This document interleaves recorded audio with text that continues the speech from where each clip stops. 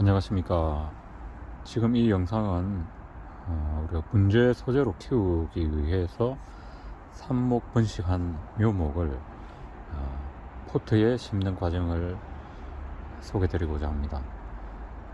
다만 이 심는 과정뿐 아니라 용토, 전반적인 분재 소재를 가꿀 때에 필요한 용토부터 시작해서 제가 쭉 작업을 하면서 두서없이 소개를 드릴 테니까 도움이 되신다면 다행스럽겠습니다.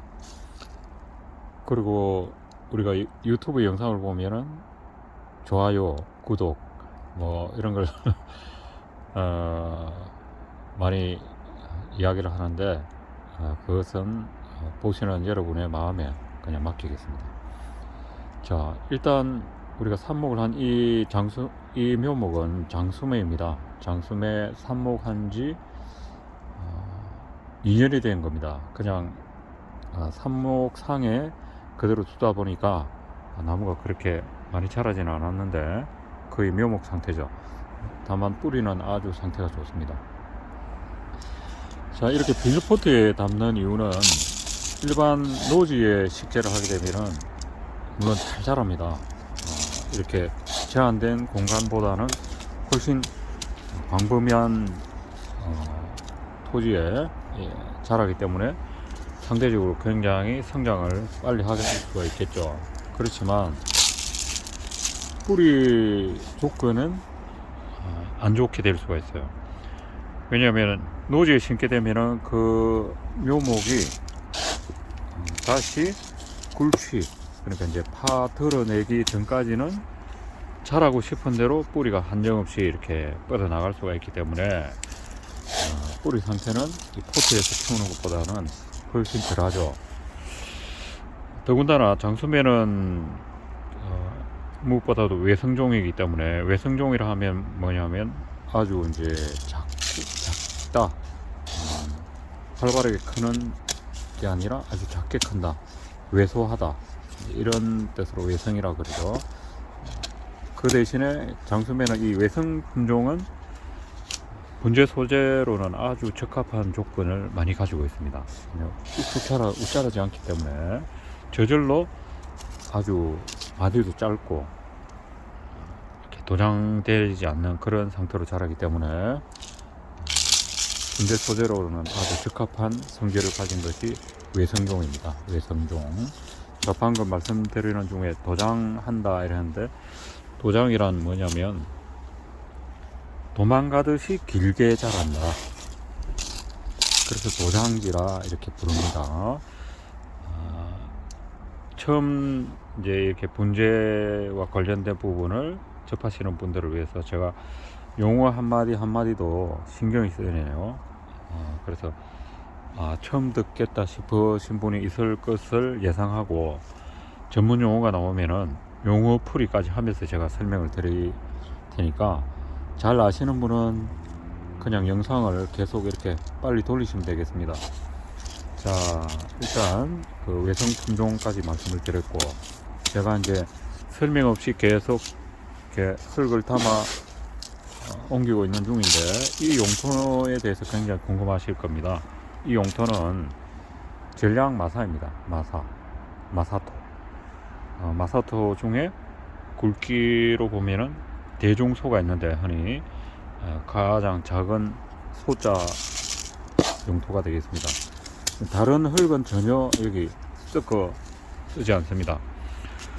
용토에 대해서 제가 다음 기회에 구체적으로 조금 상세하게 말씀을 드릴 기회가 있겠습니다만, 우리나라에 이렇게 나고 있는 이 마사토가 뭐 단점도 있겠지만 무난히 나무를 키우는 데는 아주 무난한 조건을 가지고 있습니다. 그래서 뭐 고급 흙을 쓰지 않아도 보통 소재를 키우거나 분재를 키우는 데는 마사로 해도 아무 문제가 없어요. 자, 이 마사만 그냥 쓰는, 이제 왜 마사만 쓰느냐 또는 마사만 써도 되느냐 이렇게 이제 묻는다면, 이 마사의 흙의 조건이 충분히 보수력이 나름 확보가 되어 있고, 그 다음에 마사토라 하면은 화강암이 오랜 세월을 거치면서 부식이 되어서 이 알갱이 입자 사이에 공극이 많이 있어요. 그래서 보수력도 나름 확보가 되고, 그렇기 때문에 이 마사토는 충분히 식물을 키울 수 있는 용토로서의 조건을 가지고 있다, 이런 말씀을 드릴 수가 있습니다. 그 다음에 지금 이렇게 묘목을 옮기고 있는데, 이런 묘목을 심을 때는 혹시 주변에 이제 개천이 있으면, 도심지의 개천은 그렇지 않습니다만, 자연적인 하천, 그다음 개울, 이런 데는 보면 산에서부터 내려오는 그 이제 실개천이 냇물을 이루고 강물을 이루고 큰 하천을 이루는데, 거기는 산에서부터 내려오다 보니까 산에 우리나라는 흔히 이제 이 화강석이 퇴적이 되어 가지고 되어 있는 마사토, 그 다음에 냇모래들이 많이 있어요. 그래서 그런 성질을 가진 용토라면은 이런 묘목을 심는 데는 보통 녹두알 크기, 녹두알 크기 전후로 그 정도라면은 굳이 채로 이렇게 쳐서 부드러운 가루를 쳐내지 않아도, 냇모래는 자연적으로 물에 의해서 이렇게 씻겨 내려가면서 적당한 부위에 쌓여 있죠.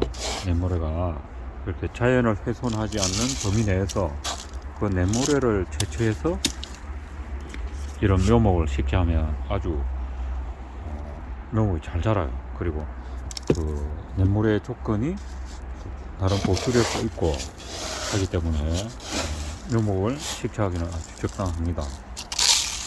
그 다음에 다만 그 냇모래의 성분이 석영 성분, 석영이라고 하면 우리가 유리를 제조할 때 주 재료를 써죠.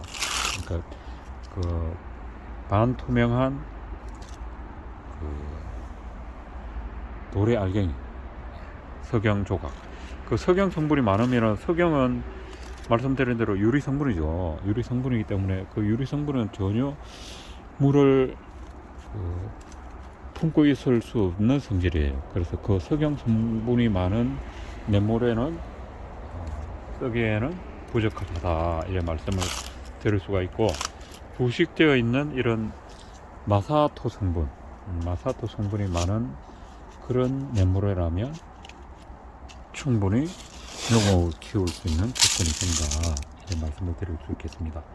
자, 그러면 식재를 이렇게 하는데, 식재를 함에 있어서의 내용들을 구체적으로 한번 조금 말씀을 드려볼게요. 자, 이런 비닐포트, 제가 이 비닐포트는 외부 출강 수업을 하면서 외부에서 구입한 원예종들을 수업 때 쓰고, 이 포트는 수거했던 겁니다. 그럼 지금 결국 제가 이 비닐포트를 재활용하고 있는 중이죠.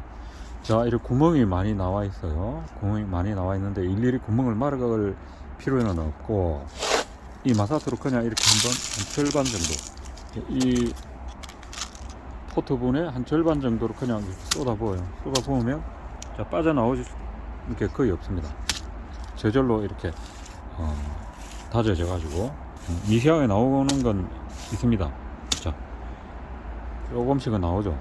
이런 거는 그냥 넘어가요. 그래 나중에 모아서 다시 통에 담아서 또 쓰면 되니까 한 절반 정도 담고, 그 다음에 묘목을, 자, 제가 이 묘목은 긴 뿌리는 미리 정리를 해서 포트 바깥으로 나가지 않을 정도로 적당한 길이로 되어 있습니다만, 삽목을 하면 길게 이렇게 자라 있을 수 있습니다. 길게 자라 있는 것은 포트 크기 정도로 정리를 해준 다음에 심으면 되겠어요. 대부분 뿌리는 그냥 자르면 안 된다 하는 그런 생각을 가지고 계시는데, 결코 그렇지는 않습니다. 어느 정도 적당한 길이로 잘라야 여기서 다시 가지와 마찬가지로 가지도 쭉 뻗어 나가는 걸 일정한 부분에서 전정을 해줘야 거기서 또 다시 분지가 되죠. 여러 갈래로. 그와 마찬가지로 뿌리도 마찬가지. 길게 자란 것은 일정한 부분에서 잘라줘야 여기서 다시 또 잔뿌리가 생기죠. 그리고 굵은 뿌리, 또 이렇게 굳어져 있는 뿌리는 그 자체에서는 흡수를 하거나 양분 흡수하는 데는 그렇게 활동을 못해요. 실뿌리, 털뿌리처럼 아주 가는 뿌리, 거기에서 이제 흡수도 하고 양분 흡수하는 그런 활동도 하기 때문에 굵은 뿌리일수록 제거를 하고 털뿌리를 많이 남겨야 살아가는 데는 도움이 됩니다.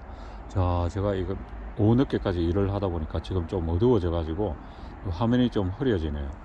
자, 거의 뭐 화면 관계상 좀 마무리를 해야 되는 그런 시점에 온 것 같은데, 자, 이렇게 해서 그 다음에 뿌리를 보통 보면은 양사방으로 펴서 이렇게 심게 되는데, 직간형이라든가 뿌리가 고루 퍼져야 되는 그런 형태로 키울 나무는 뿌리를 양사방으로 고르게 펴서 심어야 되지만, 모양목을 키우거나 또 다른 수형으로 건장을 곡을 넣어서 키울 때는 굳이 펴서 심지 않아도 되겠습니다. 자, 그 정도로, 이 정도로 말씀을 드리고, 화면 상태가 안 좋아지기 때문에 오늘 소개는 이 정도 말씀을 드리도록 하겠습니다. 감사합니다. 도움이 되셨다면 저도 구독, 좋아요 뭐 누르신다면 감사하겠고, 마음에 안 드시면 그냥 가셔도 되겠습니다. 자, 다음 기회에 또 뵙겠습니다. 안녕히 계십시오. 서경